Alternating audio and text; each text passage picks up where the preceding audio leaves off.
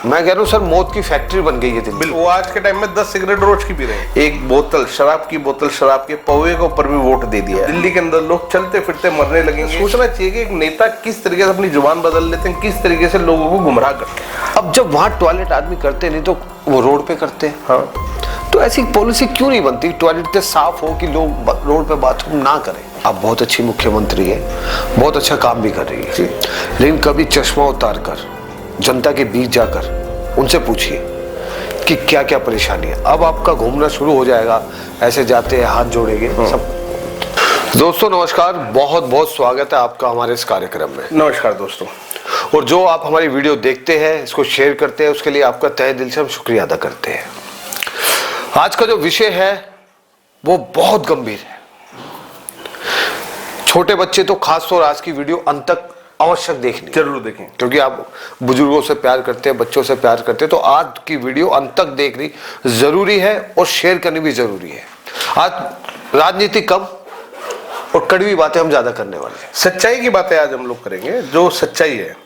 दिल्ली में हालात दिन पर दिन बदतर हो रहे हैं, बल्कि बदतर नहीं राजन, मैं तो कहूंगा कि नर्क हो गया है। मैं कह रहा हूं सर, मौत की फैक्ट्री बन गई है दिल्ली। बिल्कुल बिल्कुल बिल्कुल। आप ITO पे जहां 2 मिनट रेड लाइट पे खड़े होकर देखिए, आपकी आंखों में जलन होगी, बिल्कुल सांस लेने में तकलीफ होगी। आप सोच रहे हैं कि अच्छा, जो लोग सोचते हैं कि मैं सिगरेट नहीं पीता, वो आज के टाइम में 10 सिगरेट रोज की पी रहे हैं।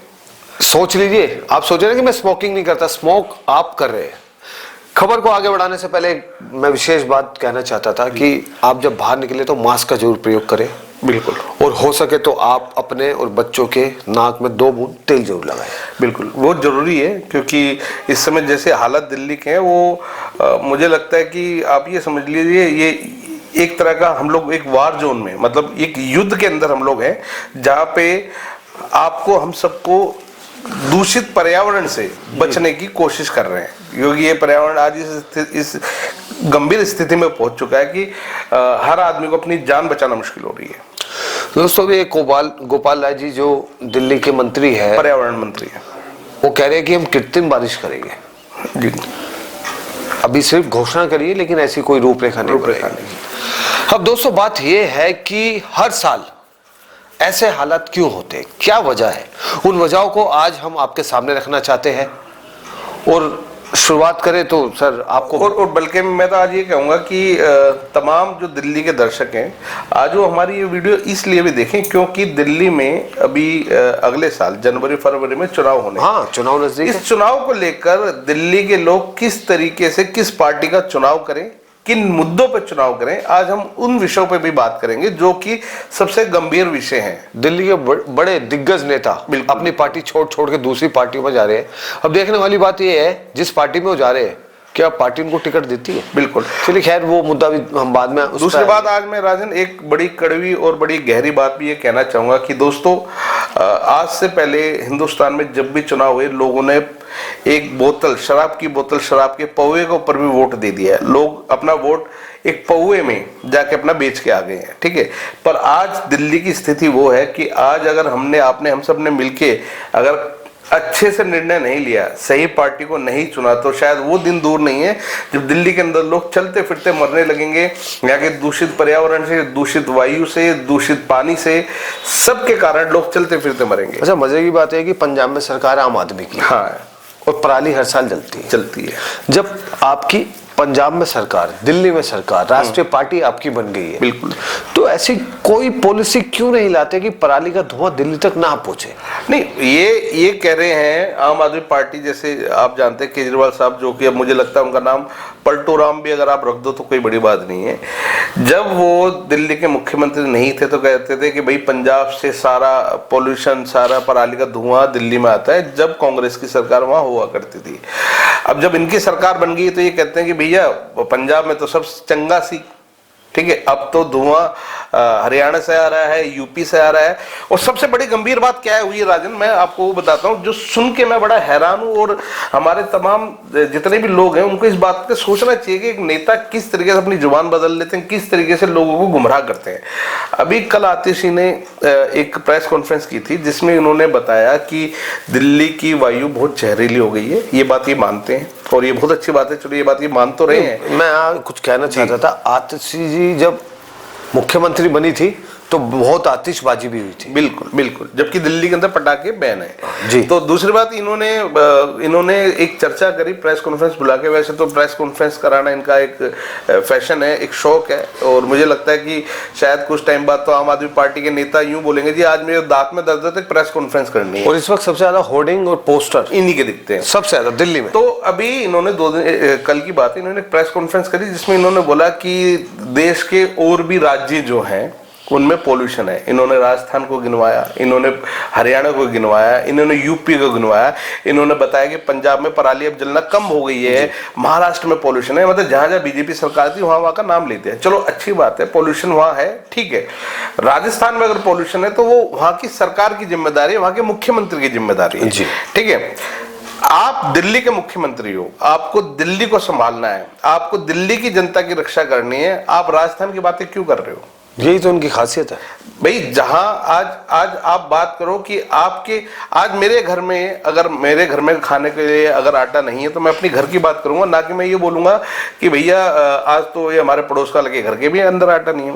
मतलब कहने का मतलब ये एक बड़ा पुराना एक चुटकुला है, एक बच्चा फेल हो जाता है तो वो अपने पिताजी से, उसके पिताजी से पूछते हैं, बेटा तू क्या हुआ तेरा रिजल्ट का? वो कहता है जी जो हमारे मास्टर साहब है ना उनका बेटा फेल हो गया। वो कहता है अच्छी बात है, तू तेरा क्या हुआ? तो वो कहते हैं जी अपनी गली में जो एसएचओ साहब है ना उनका बेटा भी फेल हो गया। वो कहते हैं ठीक है, तेरा क्या हुआ? उसने बोला कि जी आपके प्रधानमंत्री, आपका बेटा पास हो जाएगा, आपका बेटा भी फेल हो गया। कहने का मतलब ये है कि दुनिया भर में पोल्यूशन है, इनको उसकी चिंता है। दिल्ली के अंदर जो पोल्यूशन फैल रहा है, दिल्ली के लोग जो मर रहे हैं उसकी चिंता नहीं है, उसकी चिंता ये लोग करते नहीं है। बिल्कुल।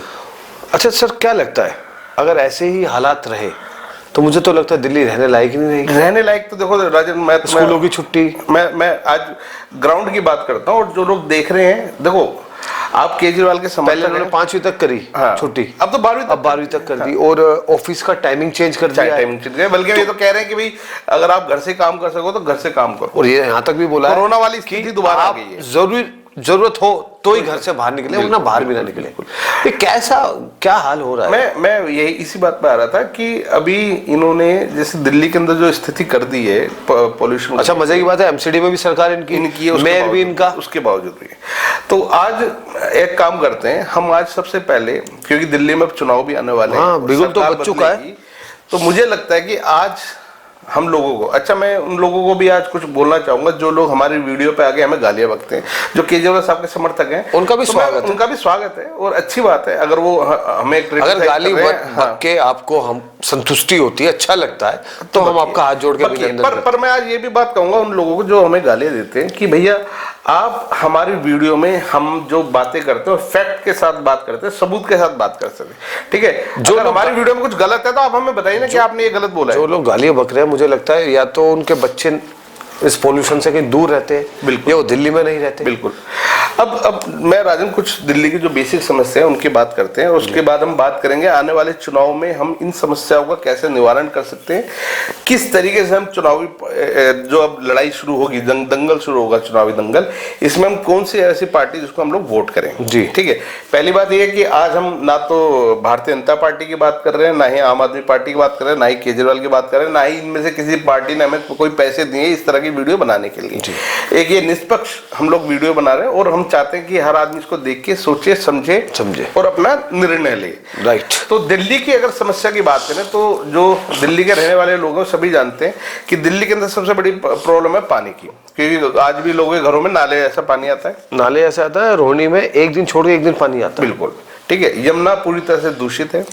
दिल्ली के सड़कें, मतलब सड़कें नहीं है, वो तो झील कह लो, अभी सूख गई है, बरसात आएंगी तो फिर वो झीलें भर जाएंगी। बिल्कुल, ठीक है। दिल्ली का रोड बर्बाद है, दिल्ली के अंदर करप्शन, भ्रष्टाचार हर एक डिपार्टमेंट में है। फुटपाथ बिल्कुल लोगों ने घेर लिए, इलीगल पार्किंग चल रही है, बैटरी ई रिक्शा जिन रोड पे अलाउड नहीं है वहां चल रहे हैं क्योंकि भ्रष्टाचार हो रहा है दबा के, ठीक है।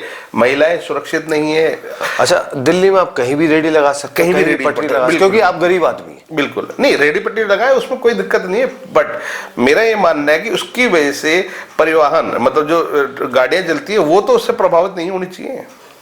एनएसपी के पास शुकुरपुर बस्ती है, आज से 65,000 वहां झुग्गियां थी शायद, अब वो संख्या 3 गुना बढ़ चुकी है। और उसमें जो लोग रह रहे हैं, आधे से ज्यादा लोगों के आधार कार्ड आपको मिलेंगे नहीं, उसमें बांग्लादेशी है, मुद्दा ये भी है कि दिल्ली जो देश की राजधानी कैपिटल है, वहां पे अगर आज के टाइम में भी झुग्गियां हैं तो वो क्यों है? वो दिखाता है कि हमारे देश के जो हमारे झुग्गियां टूटने के बाद भी झुग्गियां दिल्ली में कहां से आ रही है? हाँ, हर साल ये कहते हैं हमने इतने लोगों को पुनर्वास कर दिया, फिर भी दिल्ली में मैं तो ये कहता हूँ दिल्ली के अंदर झुग्गियां हुई कैसे सकती है यार? ये देश की राजधानी है, यहाँ पे देश विदेश से लोग आते हैं, यहाँ के तमाम देशों के डिप्लोमेट्स यहाँ आते हैं, तमाम बड़े बड़े प्रधानमंत्री, राष्ट्रपति, तमाम बड़े नेता यहाँ रहते हैं, उसके बावजूद भी देश की राजधानी में झुग्गी झोपड़ी। अच्छा, मजे की बात है कि लोकल आदमी कम काम करता है, जो बाहर का आदमी आता है वो ज्यादा काम करता है। तो आज ये जो जितनी भी परेशानी, जितने मुद्दे हैं, जैसे मैंने बताया पानी की हो गया, वायु का हो गया, जो पॉल्यूशन है वो चली रहा है, ठीक है, उसके अलावा करप्शन, भ्रष्टाचार, दिल्ली गवर्नमेंट में जितने भी डिपार्टमेंट है सब में भ्रष्टाचार हो रहा जम के। एमसीडी जो डिपार्टमेंट है ना, हाँ, वो सबसे भ्रष्ट है, सबसे बड़ा महाचोर डिपार्टमेंट। बिल्कुल, एमसीडी तो आप ये कह सकते हैं कि दिल्ली का सबसे बड़ा भ्रष्ट और सबसे भ्रष्ट डिपार्टमेंट है, जिसके अंदर सिर्फ और सिर्फ यहाँ के लोग, जो जितने भी लोग काम करते हैं, ये सिर्फ पैसे की उगाही करने के लिए दफ्तर आते हैं। इनको दिल्ली की जनता से कोई प्रॉब्लम नहीं है, ना ये काम करना चाहते हैं। तो आज मुद्दा ये है कि देखिए, ये दिल्ली की सारी समस्याएं हैं जो दिल्ली के अंदर है। फ्री वाईफाई केजरीवाल साहब ने आज तक नहीं दिया, अभी घोषणा करी थी कि सितंबर अक्टूबर तक हम सभी महिलाओं के अकाउंट में 1-1 हज़ार रुपए डालेंगे, आज तक नहीं आए। खैर, पैसे नहीं भी दें कोई दिक्कत नहीं है, मुद्दा ये है कि इन समस्याओं का समाधान क्या है। ठीक है, चुनाव है, हम ये कहेंगे दोस्तों कि पहला तो जैसे मैंने बताया कि एक तो पौए में अपना वोट ना बेचें, ठीक है।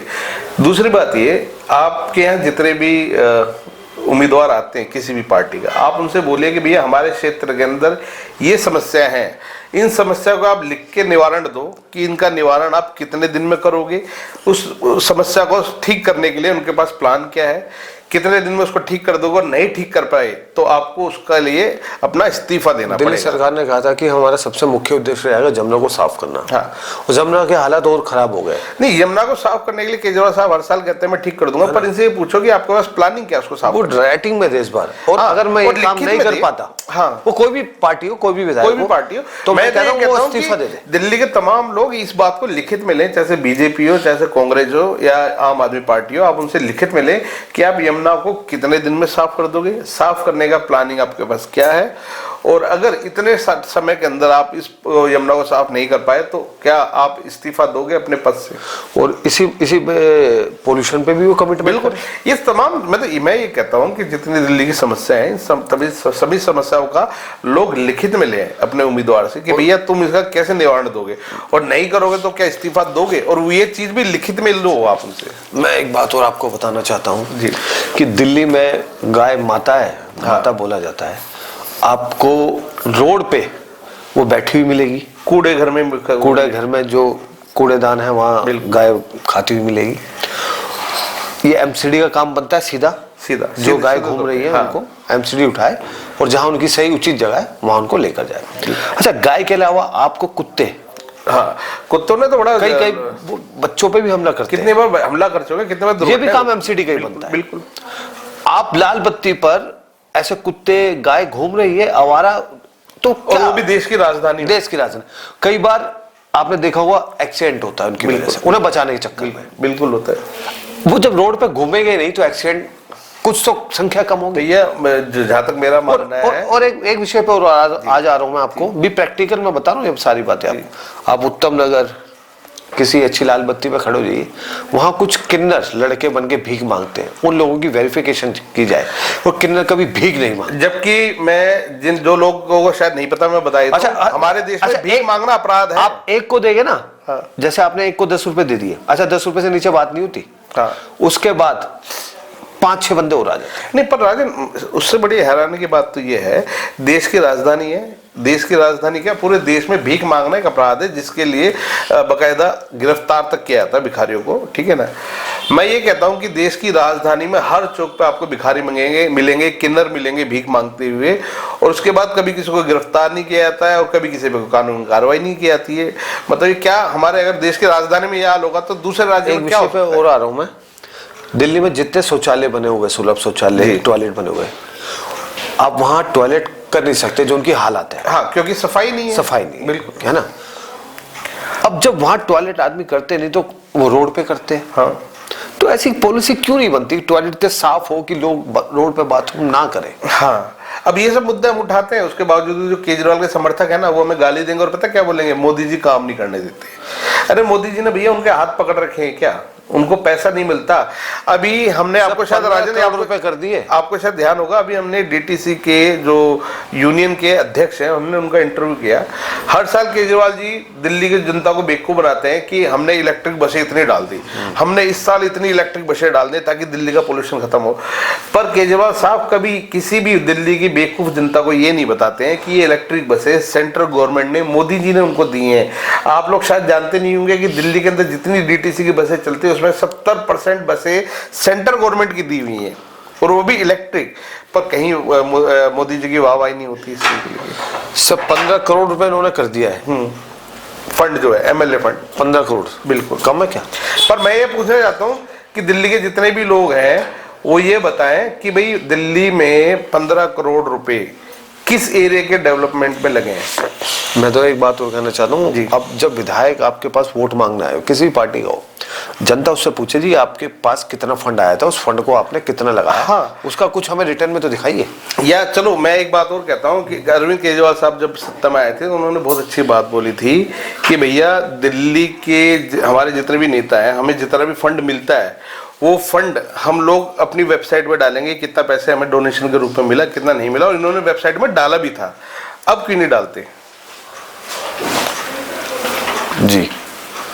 तो इस तरह की कार्रवाई दिल्ली में चल रही है, और इनके तमाम जो नेता हैं वो किस तरीके से हमें बेवकूफ़ बनाने का काम कर रहे हैं, दिल्ली के लोगों को बेवकूफ़ बनाने का काम कर रहे हैं। आज की जो ये दिखता है खबर है, उसको बनाने का सिर्फ इतना उद्देश्य है कि अगर ऐसे ही आप अपनी जिम्मेदारी से भागते रहे, सारा काम सरकार का नहीं है, बिल्कुल कुछ काम हमारा, एक तो खुले में सोच करना बंद करें। बिल्कुल। दिल्ली देश की राजधानी है, वहां लोग खुले में सोच कर रहे हैं। दूसरी बात, भीख को बढ़ावा ना दे। बिल्कुल बिल्कुल। तीसरी बात, अगर आपके आसपास गाय या हमारा कुत्ते घूमते हुए दिखते किसी वार्ड में, किसी भी विधानसभा में, तो आप अपने निगम पार्षद से, अपने विधायक से कहिए क्या हो रहा है, इनको इनके उचित स्थान पे पहुंचाया जाए, वहां बिठाया जाए, उनको वहां देखभाल की जाए, वो काम उनका बनता है सीधा सीधा। अच्छा, आज मैं गलत कह रहा हूं तो बिल्कुल बिल्कुल फैक्ट है, और ये सच्चाई है। अच्छा, आज मैं आपको जितने दिल्ली के लोग देख रहे हैं, जितने हमारे भारतवर्ष में जितने हमारे दर्शक लोग देख रहे हैं, आज मैं उनको एक ऐसे स्कैम के बारे में भी बताता हूँ। एक ऐसा एक मामला चल रहा है जिससे जितने भी नेता हैं, खासतौर से दिल्ली के नेताओं की बात करें, सब पैसा कमा रहे हैं और परेशान दिल्ली की जनता हो रही है। वो क्या है मैं आपको बताता हूँ। हर एक मोहल्ले क्षेत्र के अंदर इंटरनेट की वायर डाली गई हैं, केबल की तारें डाली गई हैं। ये सारी केबल की तारें जो BSES के खंभे, बिजली के जो खंभे हैं, उन पे बांधी जाती है, उन पे इनके राउटर लगाए जाते हैं, जो कि टोटली इनलीगल है। अच्छा, बिजली के खंभे पे ये तारें जब डलती हैं तो इनमें दुर्घटना होती है, इनकी वजह से इन खंभों में आग लगती है, ठीक है। इनमें BSES के अधिकारी भी शामिल हैं, इंटरनेट वाले जो हैं वो पैसा देके ये सब काम कराते हैं, क्षेत्र के निगम पार्षद और MLA वो भी शामिल होते हैं, क्योंकि इन सब का चढ़ावा उनके पास भी जाता है। मैं ये कहना चाहता हूं दोस्तों कि आपके घर के आगे दिल्ली में अगर आप किसी भी गली कुचे में जाओगे, आपको तारों का जंजाल मिलता है। जानते हैं राजन, आप तो दिल्ली में रहते हैं, बिल्कुल। खंभों के ऊपर तारों का जंजाल मिलता है, जिनकी वजह से कितनी बार आग लग चुकी है और दुर्घटनाएं भी हुई हैं। बिल्कुल। कितने बार लोगों को करंट लग चुका है इन चीजों की वजह से। तो देश की राजधानी जो दिल्ली है, जितने भी दिल्ली से बाहर के लोग रहते हैं, उनको लगता है कि यार देश की राजधानी है तो सब बढ़िया होगा, बढ़िया एनवायरनमेंट होगा, वातावरण अच्छा होगा, खुला पानी, 24 घंटे पानी, 24 घंटे बिजली, शिक्षा फ्री, सब कुछ फ्री। एक केजरीवाल के राज में मौज हो रही है। पर मैं कहता हूँ कि वो कभी दिल्ली तो आए। मैं कह रहा हूँ सर, मैं पहले भी ये बात उठाई थी, क्या कैलाश गहलोत जो परिवहन मंत्री थे दिल्ली सरकार में, क्या वो वास्तविकता में किसी बस स्टैंड में खड़े होकर उन्होंने बस का इंतजार करा? कभी नहीं। उस बस में वो बैठे।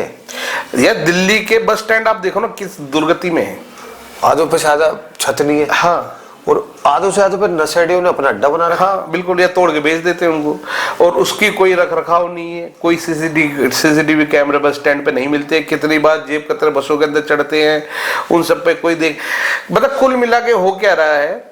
अब ये आप कह लो कि भाई लोग तो कहने को ये भी कहेंगे कि बीजेपी के भी 7 सांसद है, वो क्या कर रहे हैं। ठीक है, मैं दोनों की बात करता हूँ, बीजेपी की भी और कांग्रेस की भी, क्योंकि परेशान तो जनता हो रही है, सीधी सी बात है। और मैं ये कहता हूँ जनता को जितने भी हमारे लोग देख रहे हैं कि आपको अपनी समस्या पता है, हर आदमी को अपने क्षेत्र की समस्या पता है। आपके पास जब लोग, चाहे बीजेपी का हो, कांग्रेस का हो या आम आदमी पार्टी का हो, जब आपसे वोट मांगने आ रहा है, आप उनकी इन समस्या को उससे लिखित में लीजिए। जो नेता इन समस्या को लिखित में नहीं देता इनके निवारण, उसका बॉयकॉट करें बकायदा, ठीक है। और जो नेता लिख के देता है उससे आप टाइम पीरियड लें कि भैया कितने टाइम पीरियड के अंदर, कितने टाइम फ्रेम के अंदर आप ये समस्या का समाधान कर देंगे। नहीं तो क्या आप उसका इस्तीफा दोगे अगर ये समस्या का निवारण नहीं होगा। जैसे कि अरविंद केजरीवाल जी कहते हैं यमुना साफ कर देंगे, तो उनसे लिखित में लिया जाए कि कितने टाइम के अंदर यमुना साफ करोगे, क्योंकि 10 साल में तो हुई नहीं। RW है ज्यादातर हर कॉलोनी में। हाँ, हर कॉलोनी में सबकी अपनी अपनी सोसाइटी है। सोसाइटी वाले एक रिपोर्ट कार्ड बना ले, हाँ, कि आप आए, आपका स्वागत है, हम आपको वोट भी देंगे, लेकिन आप इस रिपोर्ट कार्ड पे लिख के दीजिए कि मैं इतने समय में काम करूंगा, अगर अन्यथा ये काम नहीं हो पाया तो आप मेरे जूतों से स्वागत करेंगे और मैं इस्तीफा भी दूंगा। बिल्कुल। अब जीवन में कभी चुनाव नहीं। अब आपको मैं एक छोटी सी बात बताता हूँ। मान लीजिए आपके घर के अंदर पानी नहीं आ रहा है या पानी गंदा आ रहा है, अब आप क्या करोगे? आप अपने निगम पार्षद के पास जाओगे कि जी मेरी ये समस्या है। निगम पार्षद का जवाब पता क्या होता है? भाई साहब पानी तो मेरे अंडर आता नहीं होता, एमएलए साहब के अंडर आता है। आप एमएलए साहब के पास जाओ, आप एमएलए साहब को लिखित में कंप्लेंट दोगे, वो लिख के रख लेंगे, कार्रवाई कुछ होती नहीं है। उसके बाद मान लो आप 1-2 बार गएंगे तो आपको बोलेंगे भाई साहब जल बोर्ड में जाके कंप्लेंट कराओ, हमने उनको बोल दिया। मतलब होता क्या है, एक छोटी सी समस्या के लिए एक आम आदमी को अपना काम धंधा छोड़ के नेताओं के पीछे सरकारी कार्यालय में ऑफिस खेलना पड़ता है। काम उसका तब भी नहीं होता है। वो आम आदमी काम करेगा या धक्के खाएगा। तो दोस्तों कुल मिला के कहानी सिर्फ यही है, और जो आज हमारा मकसद था इस वीडियो को बनाने का। आपको भी जागरूक होना आवश्यक है। बिल्कुल, अपनी जिम्मेदारी समझें। आप अपनी जिम्मेदारी को समझें, ठीक है। ये देश हमारा सबका है। नेताओं का काम होता है आके अपनी जुबान चलाना, अपनी जुबान से जो निकले वो बोल देना। पर अब समय बदल गया है, आप और हम लोग सब जागरूक हो गए। हमें सिर्फ भाषण देने वाला नेता नहीं चाहिए, अब काम करने वाला नेता चाहिए। और काम करने वाला भी वो नेता जो आम जनता के साथ एग्रीमेंट बनाए बकायदा, भैया मैं ये काम इतने टाइम पीरियड के अंदर कर दूंगा, नहीं तो मैं इस्तीफा दूंगा, राइटिंग में। हाँ, और आपका अधिकार है ये करना, आपका अधिकार है ये मांगने का, और आप इसको मांगिए। आज हम अपनी इस वीडियो के माध्यम से ये आवाज उठाते हैं कि हमारे जितने भी उम्मीदवार हैं जो चुनाव में खड़े हो रहे हैं, वो देश के अपने क्षेत्र के मोहल्ले के लोगों को लिखित में दे उनकी समस्याओं का निवारण, और वो अगर उसको नहीं कर पाएगा तो उसके लिए इस्तीफा देने के लिए तैयार है कि नहीं है। एक ये नोट पूरा एग्रीमेंट बना के बकायदा पब्लिक उसको किया जाए। और जितने भी एमएलए हैं जो काम कर रहे हैं अभी फिलहाल, चाहे वो आम आदमी पार्टी के या भारतीय जनता पार्टी के, उन्होंने क्या क्या काम करे, अपने क्षेत्र में कितने पैसे खर्च करे, इनको भी पब्लिक किया जाना चाहिए। बिल्कुल, मैं आपकी बातों से सहमत हूँ। और वो जो पैसा मिलता है वो मिलता है पब्लिक के लिए जी, तो पब्लिक को बताने में क्या हर्ज है? बिल्कुल, और पब्लिक का ही तो पैसा है, ये आपके हमारे टैक्स का ही तो पैसा है। आपको तो हर महीने सैलरी मिलती है ना? बिल्कुल, और बहुत अच्छी मिलती है। वो आपकी सैलरी है, उससे आप अपना घर चलाते हैं, या फिर आप उस फंड से अपना घर चला रहे हैं जी, जो फंड पब्लिक के लिए मिला। बिल्कुल। तो मैं दूध का दूध पानी का पानी करने में क्या बुराई? मेरी केजरीवाल और दिल्ली के मुख्यमंत्री आतिश से भी ये निवेदन है कि भैया आपकी पार्टी के जितने भी एमएलए को आपने जितने फंड दिए, उन्होंने क्या क्या काम कराए हैं, उनके डिटेल हर क्षेत्र वाइज 1-1 रुपए की पाई का हिसाब उनको अपनी वेबसाइट पे देना चाहिए। अगर आप वाकई में ईमानदार हैं, कट्टर ईमानदार हैं, तो ये काम करना चाहिए। और जितने भी दिल्ली की समस्या है उनके निवारण को लिखित में दीजिए कि भैया आने वाले इलेक्शन के बाद हम ये सारे काम लिखित में करा देंगे। और अंत में मैं अपनी एक बात कहना चाहूँगा, आतिशी जी आप बहुत अच्छी मुख्यमंत्री है, बहुत अच्छा काम भी कर रही है, लेकिन कभी चश्मा उतार कर जनता के बीच जाकर उनसे पूछिए कि क्या क्या परेशानी है। अब आपका घूमना शुरू हो जाएगा, ऐसे जाते हैं हाथ जोड़ेंगे, सब एक्टिविटी शुरू हो चुकी है, लेकिन कभी आप उनके पास जाके पूछे तो सही, पानी समय पे आता है, बिजली समय पे आती है, आपके बच्चे को अच्छी शिक्षा मिल रही है, कभी जाके देखिए, पूछिए। दूसरे पे आरोप लगाना बहुत आसान है, लेकिन जो जिम्मेदारी आपको मिली है क्या आपने निभाई? कभी आप अपने आप से पूछिएगा। जनता आप पे भरोसा करती है, इस भरोसे को कायम रखिए, उसके साथ विश्वासघात ना कीजिए। 5 साल के लिए कम से कम काम तो कीजिए। इसी के साथ मैं तो सर अपनी बात को बिल्कुल, आज हम लोग इसी के साथ अपनी बात खत्म करेंगे और ये चाहेंगे दिल्ली की जनता से कि आपके जो अधिकार हैं आपको भीख में मांगने की जरूरत नहीं है, आपको खैरात में मांगने की जरूरत नहीं है, ये आपके अधिकार हैं और ये अधिकार आपको हमारे देश के संविधान ने भी दिए हैं और हमारे बाबा साहब अम्बेडकर ने आपको ये संविधान में इन सब चीज़ों को, अपने अधिकारों के मांगने का और हक से मांगने का अधिकार आपको दिया है। तो आपको अपने अधिकार मांगने भी चाहिए, भीख मांगने की जरूरत नहीं। कभी निगम पार्षद विधायकों के ऑफिस में जाता हूँ तो कुछ बुजुर्गों को, कम उम्र के निगम पार्षदों के पैर छूते हुए देखता हूँ। मैं कह रहा हूँ अभी ये आपके यहाँ आए थे, ये हाथ जोड़ रहे थे, अब इनके यहाँ के आप उम्र में आप बाप समान है, इनके पैर जोड़ रहे हैं। बिल्कुल, बड़ा अजीब सा। और ये तो उन नेताओं को भी शर्म आनी चाहिए जो अपने बाप समान व्यक्ति से अपने पैर छुआ रहे हैं। बड़ा अच्छा, अच्छी बात है, ऐसे इंसान को सबक मिलना भी चाहिए। बिल्कुल बिल्कुल। क्यों पैर छू रहे हो आप? तो दोस्तों, भ्रष्ट नेताओं से बचें और बड़बोले नेताओं से बचें, झूठे वादे करने वाले नेताओं से बचें। आपके अधिकार हैं जो आपको संविधान ने दिए हैं, वो आपको मांगने चाहिए, हक से मांगने चाहिए। नहीं मिले तो उनको गुड बाय कहने का हक वो भी आपको दिया है। इसके साथ आज लेंगे हम लोग इजाजत। मेरा नाम है धर्मवीर जारवाल, मेरे साथ सहयोगी मेरे राजन राही हैं और इस तरह की खबरें और इस तरह के अधिकार की बातें हम लगातार आपके सामने लेके आते रहेंगे। सरकारों से जुड़े हुए मुद्दे, पब्लिक के जुड़े हुए मुद्दे हम लगातार आपके साथ लेके आते रहेंगे। बने रहे हमारे साथ। तो दोस्तों, मैं भी इजाज़त दूंगा। मेरा नाम है राजन राही और अंत में चलते चलते फिर एक बात कहना चाहूँगा, मास्क लगाइए, गंदगी आप खुद ना फैलाइए और दूसरों को फैलाने से भी रोकिए। इसी के साथ इजाज़त। बिल्कुल, नमस्कार दोस्तों।